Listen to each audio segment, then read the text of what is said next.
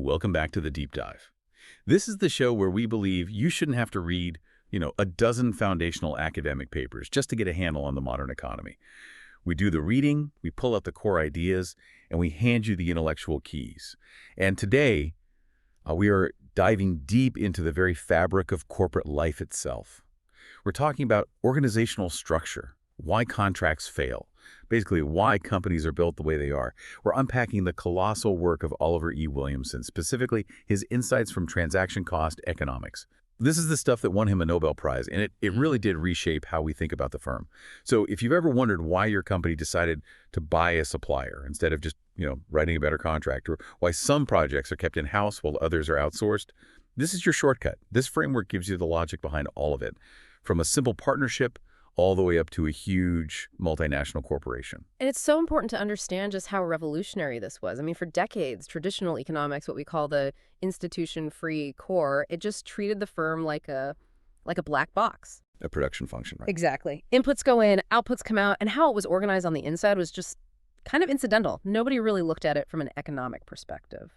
But Williamson and the whole new institutional economics movement, or NIE, they insisted that institutions matter. They aren't just legal footnotes or something for sociologists to study. They're systems you can analyze. And our goal today is to get into the real engine of all this, transaction cost economics, or TCD. We're going to show you where the real analytical action is. And it's not in abstract markets.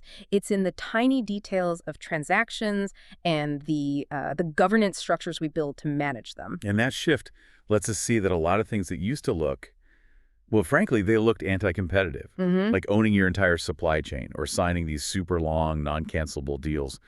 They weren't seen as efficient. They were seen as suspicious. But Williamson's work shows that they're often just really smart, purposeful solutions. They're rooted in what he called far-sighted contracting, credible commitments, and hazard mitigation. So we're moving away from thinking about pure technology and more towards organizational technology, I guess you could say. That's a great way to put it. The choice between doing something inside a firm in a hierarchy or buying it on the market isn't random. It's a derived choice. It's an answer to a fundamental problem. Which is? How do you minimize the total cost? Not just production cost, but production cost plus the cost of the transaction itself. Okay, that's a huge shift. So if we're not just looking at goods and services anymore, but at the transaction, what does that actually mean? What becomes our new unit of analysis? When most of us think about economics, we think about, the final product.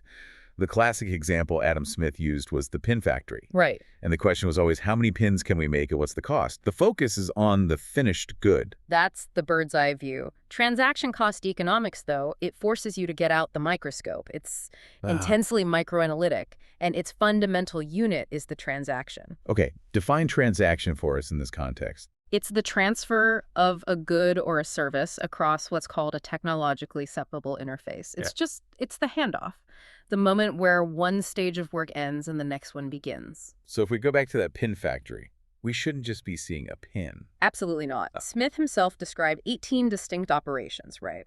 Drawing the wire, straightening it, cutting it, grinding the top. All those little steps. All those little steps. And in the TCE view, each one of those 18 operations, and more importantly, the interface between them, is a transaction that has to be organized. It has to be governed. So the efficiency of the whole factory isn't just about the technology. It's not just about how fast the wire cutting machine is. It's about how reliably that cut wire gets to the person who straightens it. What happens when one stage messes up? If you try to use the market for every single one of those handoffs, you'd have, 18 different contracts? You'd have 18 chances for things to go wrong, for someone to haggle for delays. So putting all 18 steps under one roof, inside one firm, that's a choice. It's a choice about governance. You're choosing hierarchy to manage the costs and the hazards of all those handoffs instead of relying on 18 different market deals. You got it. The organization itself becomes an economic tool for managing risk. And the need for that tool, you're saying, comes from two pretty deep assumptions about human behavior. Yes. TCE is all about identifying and mitigating what we call contractual hazards. And those hazards come directly from two behavioral pillars. Okay, the first one is bounded rationality. Right. This comes from Herbert Simon.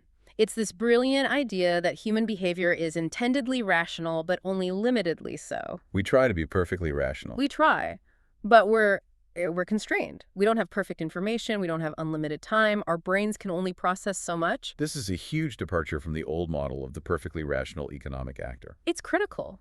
If we had what economists call hyper-rationality, if we could really map out every possible future event, every risk, every price change from now until eternity, We could write the perfect contract. we can write what's known as an Arrow de Breuer contract, a single comprehensive document at the start that covers every single eventuality. And if we could do that, most organizational problems would just disappear. Everything could be governed by that one initial contract. But we can't, because we're boundedly rational. Correct. And the single most important implication of bounded rationality is that all complex contracts are unavoidably incomplete. There are always gaps. Always. We can't foresee the next pandemic or a sudden war or a disruptive new technology. We leave gaps. And that immediately shifts the whole focus of economics. It's no longer about writing the perfect contract ex ante before the fact. It's about managing the relationship ex post after the fact. It's about dealing with the gaps as they appear. And that process of management is governance. Okay, so the gaps are always there. And I have a feeling that's where the second, maybe more uncomfortable behavioral assumption comes in. It is opportunism. Now, I have to push back a little here. That sounds incredibly cynical.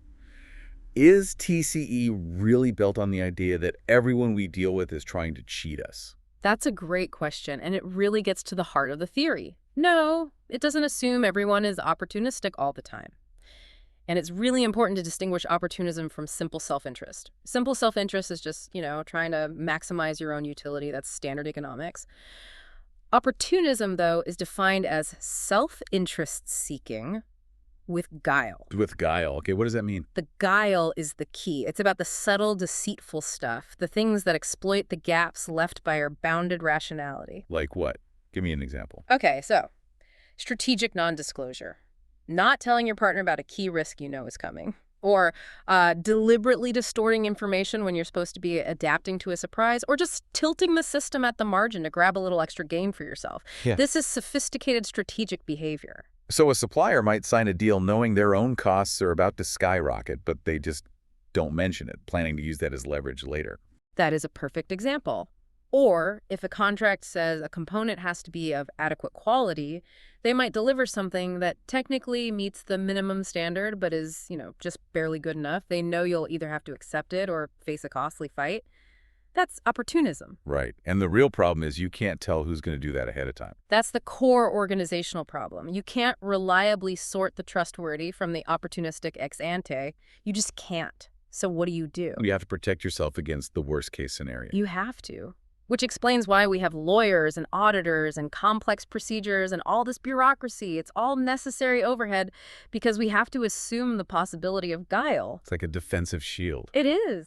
The legal philosopher H.L.A. Hart had a great line about this. He said sanctions are needed not as the normal motive for obedience, but as a guarantee that those who would voluntarily obey shall not be sacrificed by those who would not. Wow, so all that organizational complexity is really there to protect the honest majority from the opportunistic few. That's the logic. And that connects everything. Bounded rationality creates the gaps, and opportunism creates the danger within those gaps. So the entire structure of commerce has to be built to manage that danger. Exactly. Which brings us back to the definition of the firm.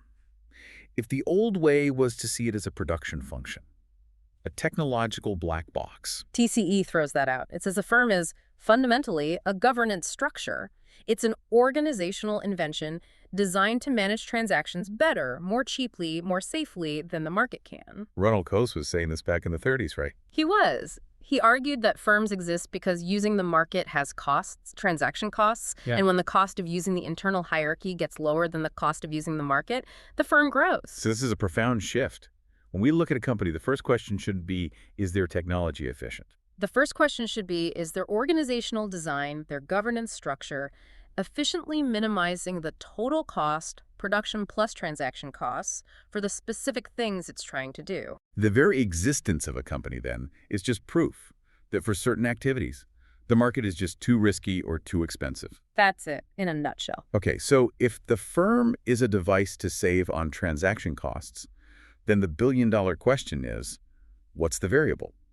What determines when the market fails and when we have to bring things inside the firm? This is the paradigm problem for TC. It's Yeah. the very mundane make or buy decision, vertical integration. Why does a car company choose to own the factory that makes its seats instead of just contracting with an independent supplier? Right. And the old argument was always technological. It was. Think about Joe Bain's work on the steel industry.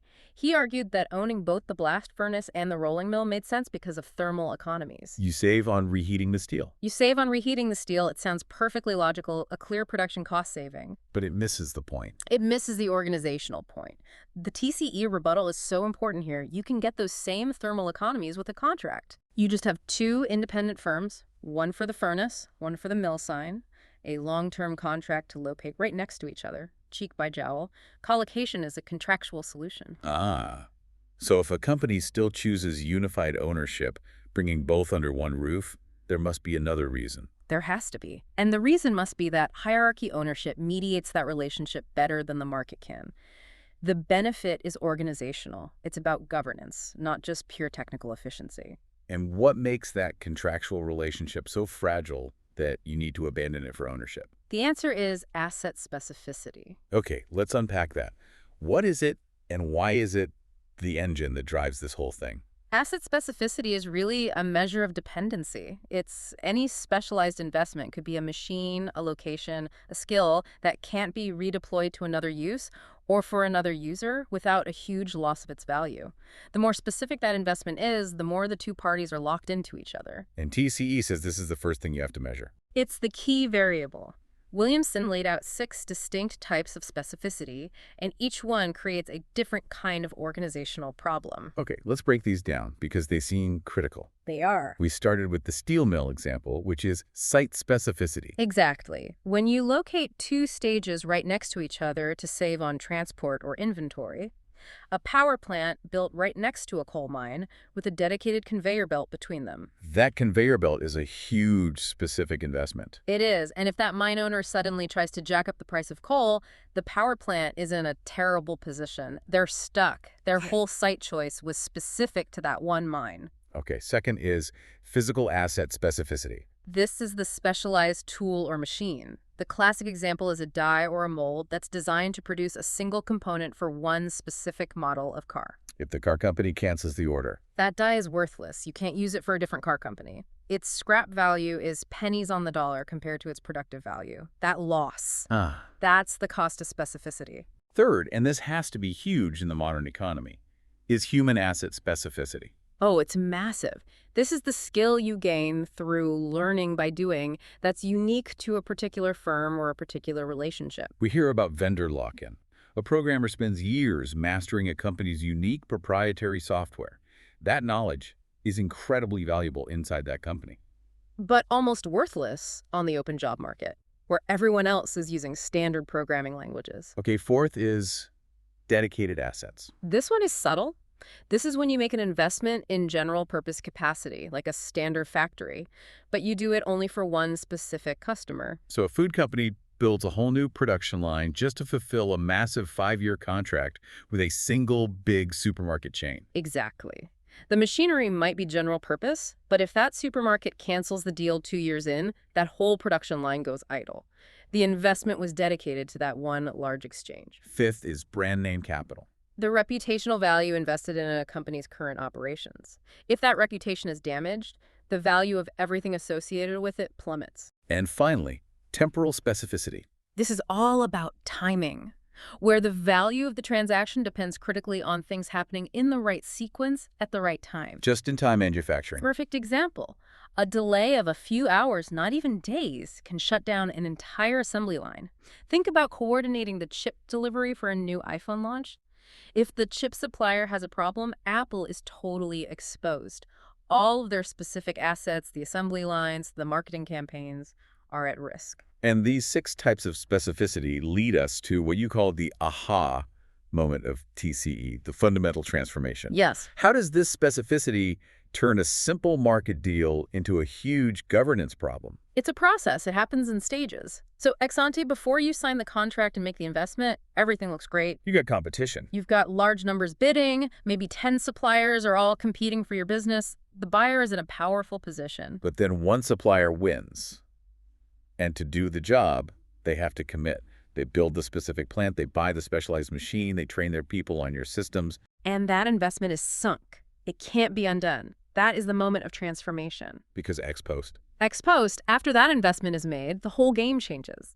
That initial large numbers competition has been transformed into a small numbers exchange. In fact, it's now a bilateral dependency, a one-on-one relationship. Both sides are locked in.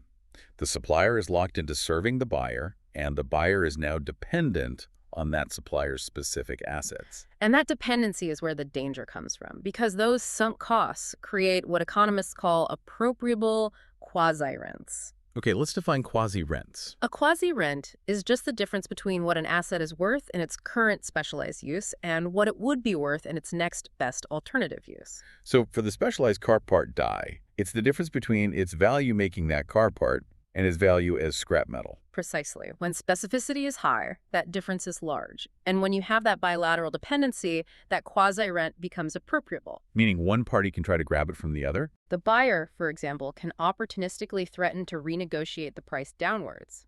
They know the supplier is facing a massive loss if the contract is terminated. The supplier is then cornered. They're forced to accept worse terms to avoid the even bigger loss of their sunk investment. That's the contractual hazard, driven entirely by asset specificity. And that's the whole point. The market, which works beautifully for generic goods, becomes incredibly risky when specificity is high. The cost of all that potential haggling and fighting over the quasi-rents skyrockets. And that's why you choose hierarchy. That's why you buy the supplier. That's why vertical integration becomes the efficient solution. You bring it all in-house, and you replace all that costly external haggling with a simple managerial order, with fiat. The entire organizational structure, then, is designed to protect those quasi-ants. It's designed to mitigate the hazard of appropriation. Okay, so we have a clear path. Asset specificity creates transaction costs, and those costs determine which governance structure is best. Now we need to actually compare the structures. Right, and TCE does this using what's called discrete structural analysis. We're not talking about small tweaks like changing a clause in a contract. We're comparing fundamentally different organizational machines. You've got markets, hybrids, and hierarchies. Each one is a different solution to the same core problem. And you said earlier they don't just blend into each other. They're supported by completely different legal systems. That's the institutional bedrock. Classical contract law underpins the market. Neoclassical contract law supports hybrids, the middle ground, and a very unique regime called forbearance law supports the hierarchy. But before we compare them, you said they're all trying to solve one central problem. Yes. The central problem of economic organization is adaptation. Any high-performance system has to be able to adapt to unforeseen shocks. And this is where Williamson's analysis gets so powerful, because he says there are two distinct types of adaptation, and no single structure is good at both. That's the key insight. First, you have adaptation A. The A is for autonomous. This is the Hayekian marvel of the market. Decentralized coordination. Exactly. Individual players all react on their own to price signals. The price of oil goes up, and thousands of businesses adjust their plans without anyone telling them what to do.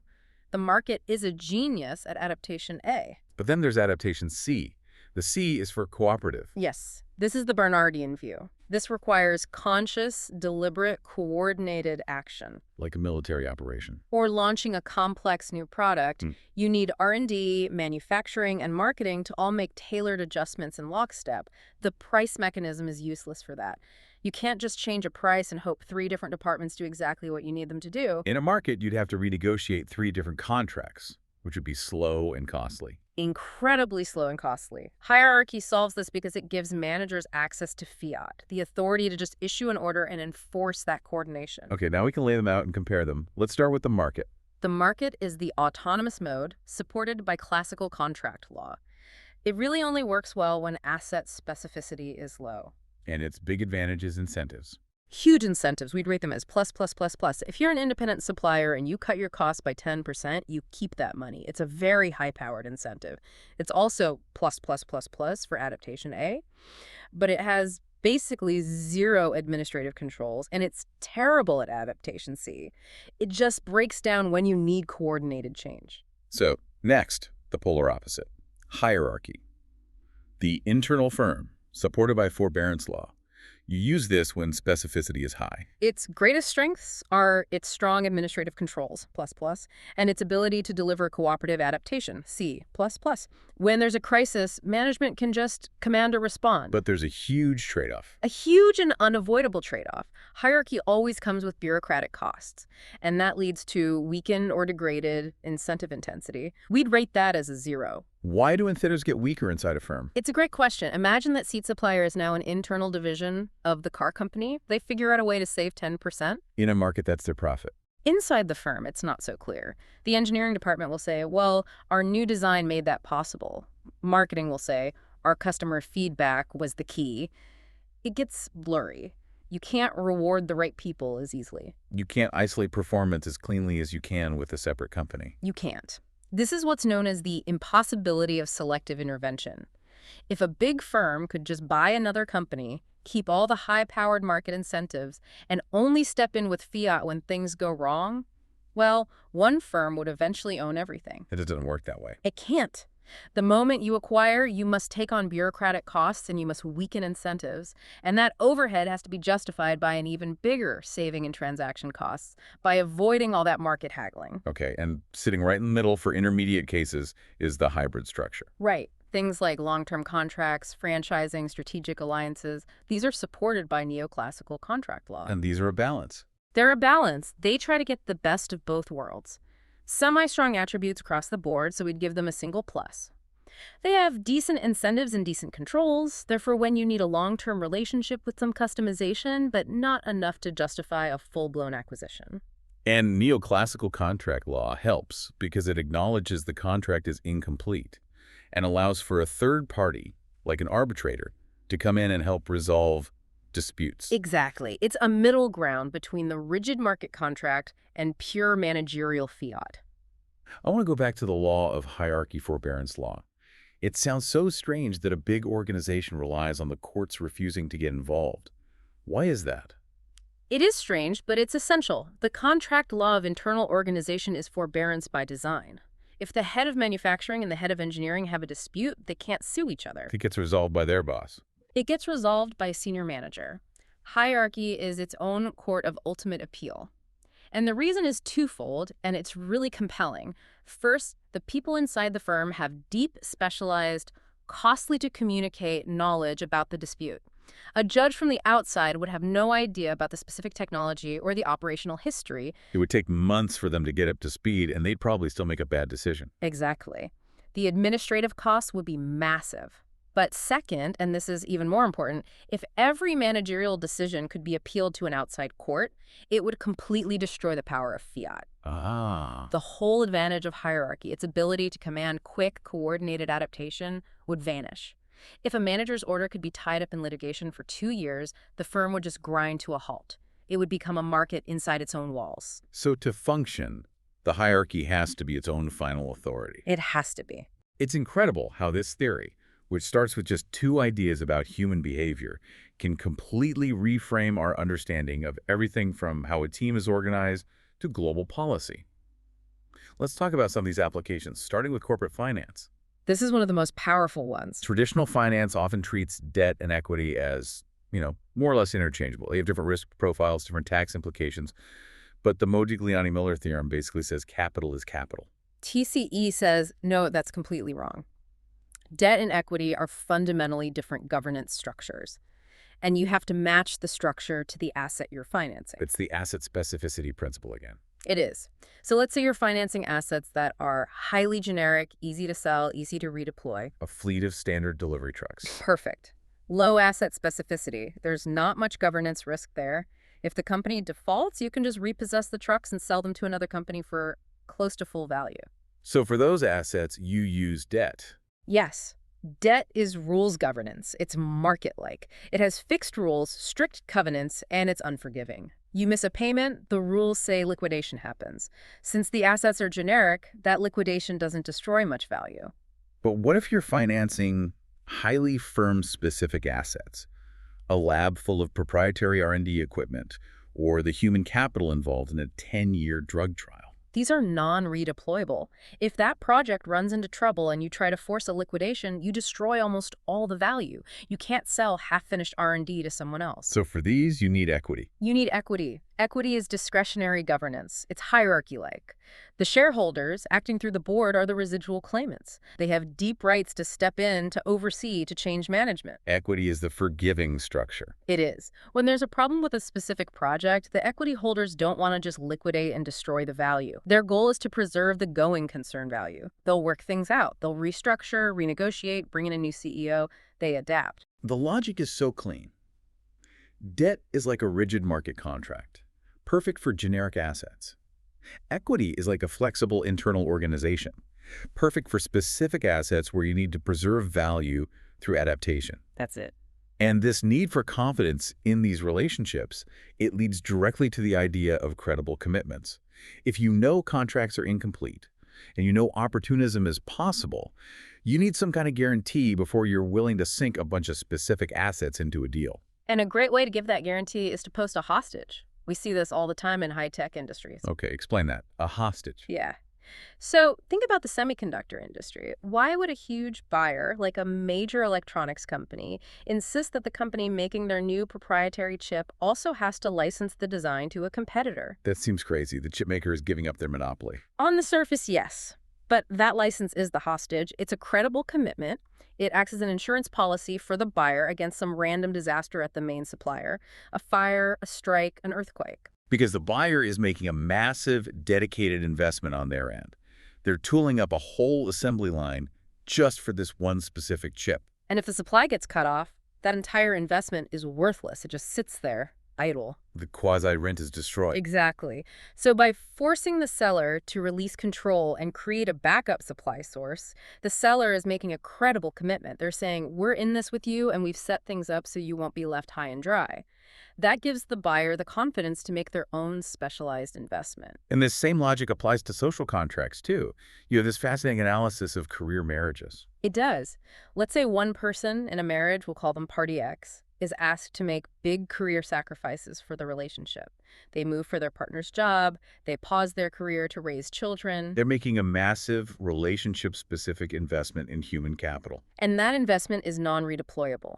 If the marriage ends, their future career prospects are objectively worse off than if they hadn't made those sacrifices. So their quasi-rent is totally exposed. It is. And if the other spouse, Party Y, refuses to offer any kind of safeguard, no fair division of property, no conditional alimony, Party X understands the hazard. And if they see that hazard, they're going to demand compensation up front. They're going to demand upfront pay to offset that risk, hence the old saying, diamonds are a girl's best friend.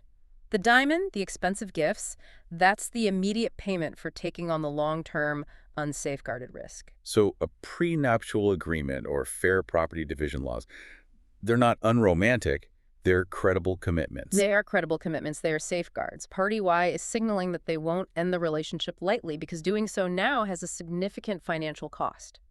That structure builds confidence and allows both people to invest more fully in the long-term relationship. It's TCE applied to the heart. Moving from the home to the courthouse, let's look at antitrust policy. For decades, the assumption was that anything that wasn't a simple market transaction was probably illegal. That's right. Antitrust operated under what was called the in-hospitality tradition. If a company did something non-standard vertical integration, long-term exclusive contracts, reciprocal trading regulators and courts just assumed it had to be for some anti-competitive, monopolistic purpose. And TCE flipped that on its head. It provided the analytical toolkit to challenge that tradition. The TCE view starts with a rebuttable presumption that these non-standard contracts are actually attempts to economize on transaction costs. They're efficient solutions, not monopoly tools. Usually, yes. Take something that looks really collusive on the surface, like reciprocal product exchanges between rivals. You might see two big oil companies selling gasoline to each other. The old view would say they're carving up the market. It would scream collusion. But the TCE view asks, what is the underlying asset specificity here? And what is it? It's a governance solution to site specificity and distribution. Both companies have sunk huge investments in specific locations, refineries, pipelines, gas stations in different parts of the country. They're both exposed to risks in their own territories. So by trading product. By having Company A supply Company B's stations in the east, while Company B supplies Company A's stations in the west, they are equalizing the exposure of their specialized assets. It's a form of mutual insurance. Another hostage exchange. It's a mutual hostage situation. If Company A tries to act opportunistically and jack up the price in the east, they know Company B will immediately retaliate in the west. That mutual reliance deters opportunism and makes the whole distribution system more efficient and reliable. So the lesson for antitrust is to assume efficiency first. And only get deeply concerned when the structural preconditions for monopoly power are actually there. Super high market concentration, huge barriers to entry. If you don't have those, then non-standard contracts are almost certainly just smart, efficient business. This gives regulators a filter, so they're not wasting time and money investigating efficient behavior. It saves massive costs by focusing only on the real threats. Okay, finally, let's take this lens to the biggest organization of all, government and public policy. Can you apply this microanalytic, efficiency-based framework to government reform? You can, and you must, but it brings a necessary dose of humility to the table. It's what Coase called the remediableness test. Okay, what's that? It means that when you're thinking about public policy intervention, you can't compare the messy reality of the market with some hypothetical, perfect, all-knowing, benign government. Because that government doesn't exist. It never exists. The only valid comparison is with feasible alternatives, all of which are flawed. Government itself is plagued by bounded rationality, opportunism, and massive bureaucratic costs. If you can't design and implement a real-world alternative that is demonstrably better, then the so-called market failure is, for all practical purposes, irremediable. And this really gets at the core flaw in the old economic debates about socialism. It really does. Back in the 1930s, economists argued endlessly about whether a socialist state could, in theory, allocate resources efficiently. And the consensus was basically, yeah, if the central planner had perfect information, they could. The great Polish economist Oskar Lond even pointed out that the real danger was bureaucratization, infighting, waste, inertia, but he just dismissed it. He said that was a problem for sociology. A fatal mistake. A fatal error.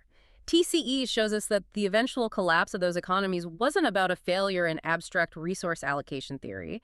It was about the catastrophic organizational and bureaucratic failures, the very transaction costs that were dismissed as sociology. And the idea of credible commitment explains why so many reforms fail, especially in developing countries. It's the central problem. Leaders and governments often can't make a credible commitment that the rules of the game won't suddenly change tomorrow. It's the impossibility of selective intervention, but for the state. That's it. If you're an investor, you need to know that after you sink $1 billion into building a factory, the government isn't just going to nationalize it or triple the tax rate. You might remember that famous warning Mikhail Gorbachev gave to foreign investors. He said, companies who invest with us now will have good prospects, but those who wait will remain observers for years to come. We will see to it. He's promising to reward the early movers. But that promise itself is the hazard. The promise to see to it is a promise of discretionary power. And that very discretion is what scares off future investors. They know that what the government gives, the government can take away. It's the paradox of rules. The paradox of rules versus discretion. Sometimes having fewer degrees of freedom, having your hands tied by transparent, non-discretionary laws is actually a massive advantage. It's how you make a credible commitment not to act opportunistically in the future. Effective reform is about binding the hands of the state. This has been a true deep dive. I mean, we started with the smallest possible unit, the transaction, and built our way up to a framework that explains contract failures, the size of firms, corporate finance, even why government reforms fail. We've seen that these organizational structures we see all around us, market, hybrid, hierarchy, they're not accidents. They're purposeful designs. They're our best attempt to deal with a world of incomplete contracts and the potential for, well, for guile. And the ultimate goal is always to find the most effective way to adapt, whether it's autonomous or cooperative, while keeping the total cost of doing business as low as possible. The big takeaway from all of transaction cost economics seems to be that economy is the best strategy. I think that's it. So many organizational forms that used to look suspicious or irrational, vertical integration, those reciprocal deals, the choice of debt over equity, they turn out to be these incredibly smart discriminating alignments. They're just structures chosen to match the specific hazards of the transaction to make sure productive investments are protected from harm. And the insight isn't just for huge corporations. It really applies to any relationship where there's a specialized investment. Which brings us to a final provocative thought for you to take away. And it's about the distinction between genuine personal trust and what we've been calling calculative governance. Personal trust is, well, it's non-calculative, it's fragile, it's essential for our social lives. Calculative governance is built on rules, on sanctions, on credible commitments. So here's the question. When you enter into a major commercial relationship or an organizational commitment, should you rely on trusting the other person's good character? Or should you rely on designing a structure that makes it too costly for them to act opportunistically even if they wanted to? TCE has a pretty clear, if maybe sobering, answer to that. It does. It suggests that commercial relationships should primarily be built on calculative governance. If you let personal trust become a substitute for good, robust commercial safeguards, you risk sacrificing the honest party when that inevitable, unforeseen problem finally shows up. You design the system to work, even if trust fails. Trust the system, not just the person. A powerful thought to end on. Thank you for joining us for this deep dive into the mechanisms of governance. We'll see you next time.